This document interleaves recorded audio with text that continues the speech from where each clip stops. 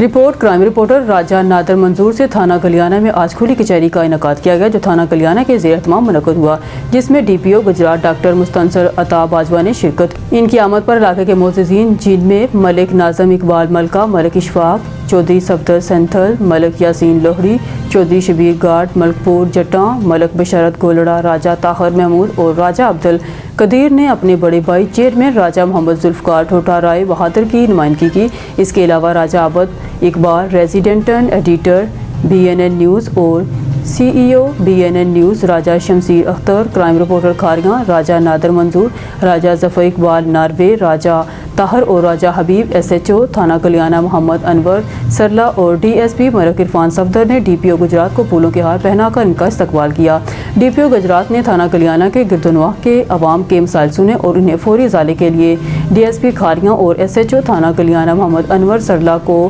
عوام الناس کے مسائل کے فوری حل کے احکامات جاری کیے۔ ایک سوال کے جواب میں DPO گجرات کا کہنا تھا کہ منشیات اور جوئے کے خاتمے کے لیے تھانہ گلیانہ ہنگامی طور پر ایکشن لے، عوام الناس بھی ایک فرد شناس شہری ہونے کے ناطے تھانہ سے معاونت کرے۔